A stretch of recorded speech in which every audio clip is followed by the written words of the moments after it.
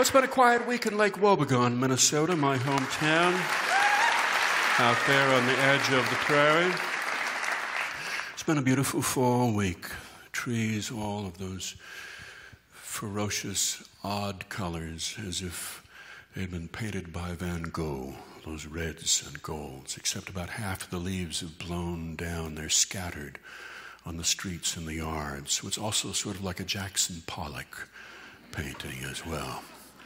There was a chill in the air this last week, and people got their porch furniture in. They started to bank their flower beds, started to get ready for winter, which is coming, not so far away. Carl Krebsbach was working this last week on the Ziegler's porch, trying to get it finished before they leave for Florida in a few weeks so that he can get paid. They're going off to Florida the very first of the migration, though people aren't sure exactly why. Mr. Ziegler's not that old. He's no older than you or me. And yet he's retired, or seems to be retired. He used to run the hardware store that his father ran for years and years. His father was such a ferocious character. He had all of the hardware in the back room, and the counter was up front. You walked into the store, and the old man didn't say good morning to you. He just looked at you. And he said, "Yeah?" And you couldn't walk up to the counter and say, "I'd like one of those, with the two little sort of, whatchamacallits, the little flanges, that you use to extract the, You had to know the name of it. And if you told him the exact name of what you wanted, he'd always come back with another question. You want the chamfer? You got the reamer with that? You want the 1/4-inch bit? You want the 3/4-inch? The young Mr. Ziegler took over the store years ago, and he was the one who opened it up and made it self-service. And it thrived. And then he sold it a couple of years ago. And people said that he took the money and he invested it in the stock market, and he did well. He held on to his winners and he got rid of his losers, and he amassed quite a fortune. But they haven't said anything about it. They just said that they bought a place down in Naples, Florida. And they've never shown anybody a picture of it, which leaves us to assume that this place must be a palace. Here are two people not that old retiring and going to Florida, and they don't seem sick or anything. Why? What's going on? Mr. Ziegler came in this Chatterbox Cafe, and Darlene came right out and asked him. She said, "What are you up to these days, Mr. Ziegler?" He said, "Well, Darlene," he said, "I'm learning to play the mandolin, taking dancing lessons. I'm reading a lot of books, and I'm cooking Thai dishes. Things I've always wanted to do." He said, I decided that I wanted to do the things that make me happy while I'm still young enough to enjoy them. What kind of answer is that? What if all of us did that? What if we all just went off and picked up our mandolins and danced and cooked Thai food and read books and so on? Who's going to bring up the children? Who's going to get the squirrels out of the attic? Who's going to keep this town in shape? Who's going to teach Sunday school? Carl said they're going to put in a fountain in their backyard. He said, "It's in the garage." "Oh, fountain? Oh, really?" "Yeah," he said, "it's a big fountain. It's got cherubs and little dogs, and it shoots water 12 feet up in the air." "Oh, really? Well, that'd be interesting." "Yeah," he said, "I've got to dig the trench for the water line here before the ground freezes up this fall." A fountain. What, a backyard isn't good enough for these people? Bird bath? Something's wrong with that? What if we all did that? What if we all put a fountain in our backyard, sat around it, drinking Mai Tais and little skimpy bathing suits and reading trashy literature? Who would take care of the children? We weren't brought up to go off and make ourselves happy. We were brought up to do the right thing.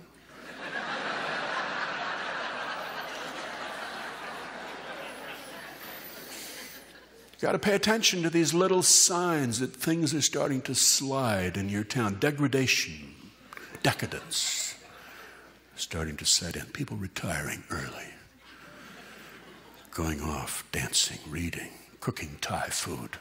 Why? Who do they think they are? What if we did that? There was a big football game Friday night, last night. The Lake Wobegon Leonards versus the Millet Marauders. All of the kids were out for that game, speaking of children. They were all out. The old people sit up at the top of the bleachers, wrapped up in their blankets and their parkas and their thermoses and their scarves wrapped around them and their gloves. And all of the hot-blooded young people of Lake Wobegon sit down below, or they mingle on the track, the running track around the field, or they chase each other up the slope, up the hill. There's a steep hill down at one end of the field. There's a retaining wall that runs around the outside of the running track, and at its highest, the wall is about 15 feet high. All the young boys like to sit on it and dangle their feet down and give their mothers heart attacks. Everybody in town is there. It's the big social event of the week, the high school football game. We sit and watch our children, none of whom are wearing warm clothing at all. All of the junior high kids are kind of chasing each other around. Boys are chasing girls, girls chasing boys, catching up with each other, throwing each other down on the ground. And the older kids are cool. They hang out, a few couples, but then in gangs of girls and boys' gangs. Very aloof, letting other people look at them, looking at each other out of the corners of their eyes. The Lake Wobegon kids are fairly neat and polite, but the Millet kids, they're different. You look at those kids, you're not sure we ought to be playing them in football. Those Millet girls, you can see them, you can see the glitter from pieces of metal embedded in their faces. Rings in their eyebrows, rings in their noses, little studs in their noses and their lower lip and in their ears. And not just the ear lobe, but the upper part of the ear as well. Rings all over. Some of these girls wearing bell-bottom pants that ride low on the hips so that you can see their navels and you can see a little glitter of a stone set into their navels. And you look at them and stare at them for a while, and they look at you and they stick out their tongue, and you can see a little glitter on their tongue. So worldly, and they're only 15, 16 years old. Who is bringing up these children? So the game takes on a sort of religious significance. It's like the Christians versus the infidels with the metal in their heads. But whenever the stakes are high, the Lake Wobegon Leonards fall apart. We know this. This is our history. Whenever it means the most to win, we don't. We take it too hard. A team went out there against the Millet Marauders, and the Marauders took the kickoff. They scored on their first possession. It was a Statue of Liberty play, 35 yards they got on it. Lake Wobegon did nothing with their first possession. They punted, about a 15-yard punt. The Marauders took the ball and they just ran it right in. Then they got a Lake Wobegon fumble, and then they threw the bomb and they got another touchdown. 21-0. End of the first quarter. We're just getting pasted out there. The Millet team is big, they're fast, they're strong, and they're hungry, which our team is not. You look at that team out there, that front four big porkers with great powerful arms and great lateral mobility. These guys are hungry. These guys come from dysfunctional families. You can tell by the way they play. These guys, all of their lives, they've gotten up early in the morning. Nobody was there to fix them breakfast. Their parents had hangovers. They went off to school. They hated school. They were made fun of by other children. They've worked up anger for years that now they use to play football. They love it out on the football field. They enjoy playing football. This is their life. Whereas we brought up our boys, we read to them as small children. We encouraged them to express themselves. We exposed them to the finer things. And as a result, they have nothing to play football with, nothing to play for. They're uncomfortable out there. They hate it out there. They suffer out there. They're glad to be taken out of the game.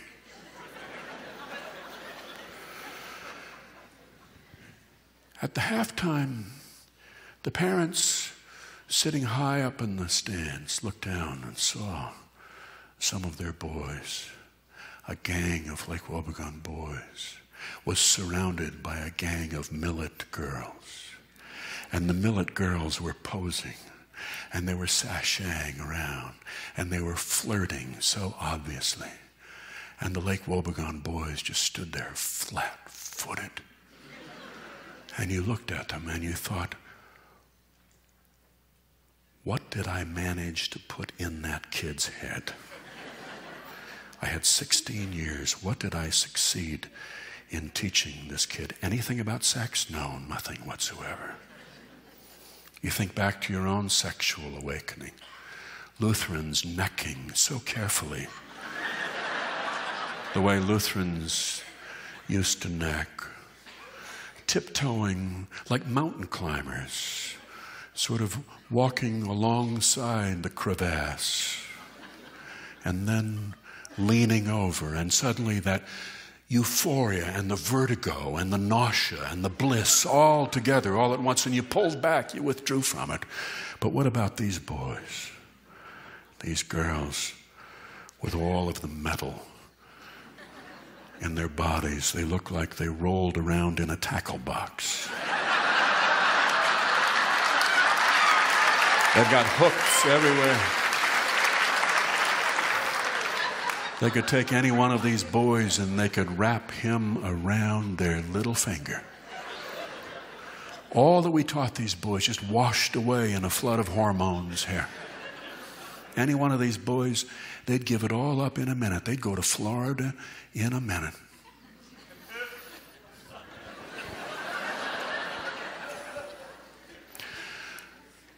Hjalmar Ingqvist went to Naples, Florida, 6 years ago with Virginia Ingqvist. They went on a vacation. They took off from Minneapolis. The plane was over Iowa. They gave him a complimentary glass of champagne. He had another glass of champagne over Illinois. And before you knew it, he was wandering up and down the aisles, introducing himself to people. And then he was up at the front of the plane. He was singing songs with a bunch of elk from Minneapolis, singing old Saul Hoopy Hawaiian guitar songs, like Honolulu Mama, how she could dance in her pink pajamas when she took off her wahoo, wahoo, wahoo.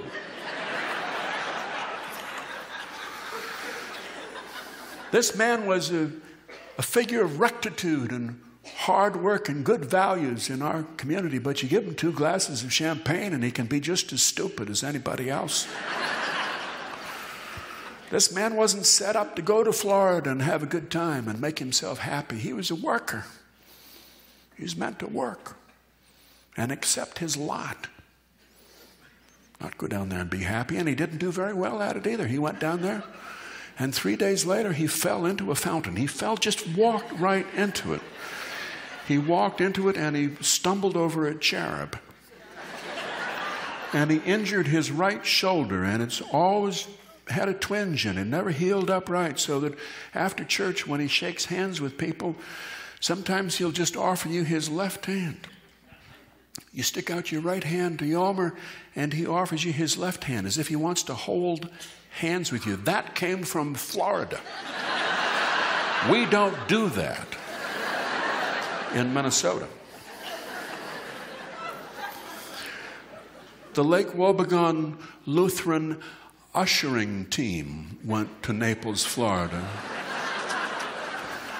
for the national ushering competition, the Super Bowl of ushering. 8 years ago, 1991, they went down to Naples. This is a competition between 8 ushering teams from Lutheran churches from 8 different regions of the country. And they compete in churches down in Naples, and their task is to usher 400 Unitarians into and out of a Lutheran church and run the Unitarians through a Lutheran service, which is a challenge.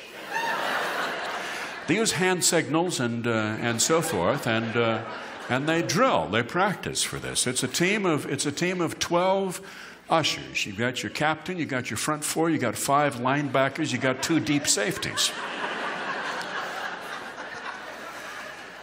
They were set to go down to Naples, Florida for the 1991 National Lutheran Ushering Championships. And Val Tollefson, who is the captain of the Lake Wobegon ushering team, had to make a choice between Cully Peterson and Cliff Kolstad. Which one should be the 12th man to go? And even though Cully Peterson had seniority, Val, for reasons of his own, chose Cliff. And people felt so bad about that.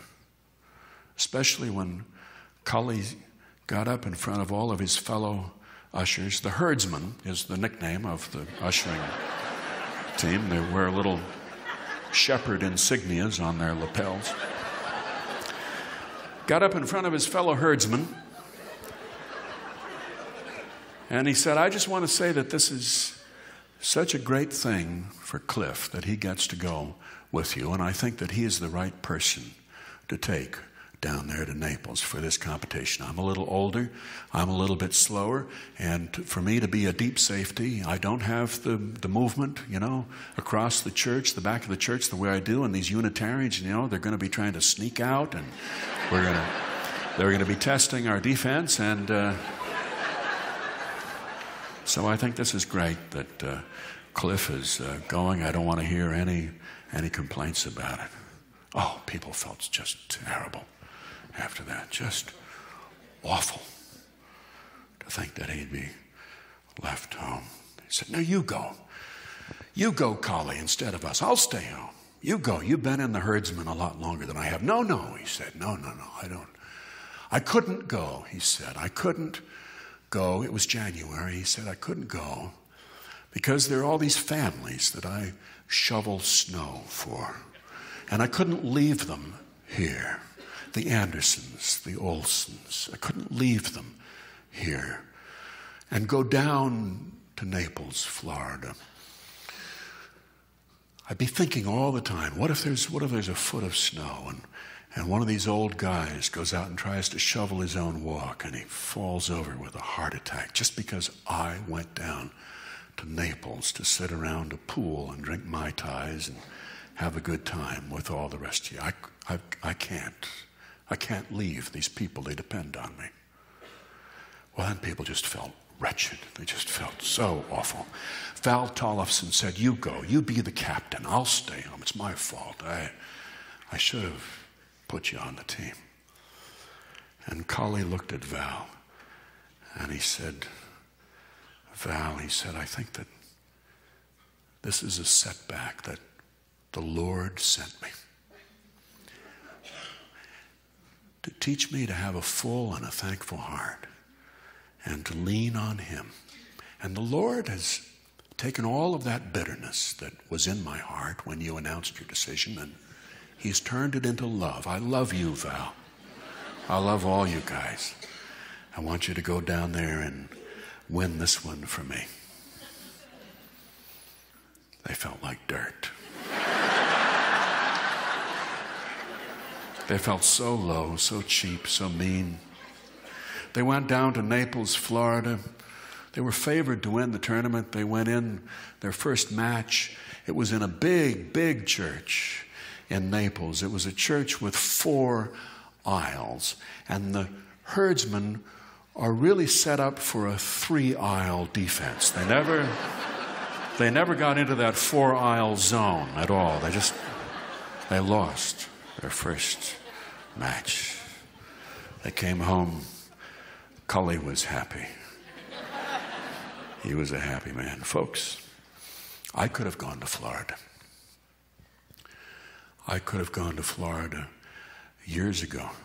Could have left this show and gone down to Florida and made myself happy. I could have had a fountain down there. I could have learned the mandolin. I could have learned how to cook Thai food. I could have read all the books I wanted to. I could have learned how to dance. But you know, folks, I thought about you. I thought about you. I thought, where are those people going to go on a Saturday night? What are they going to do? I can't leave those people here. And gradually,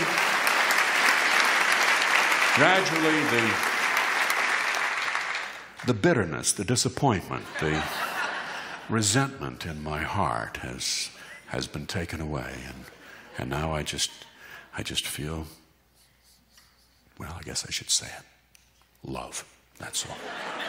That's the news from Lake Wobegon, where all the women are strong, all the men are good looking, and all the children are above average.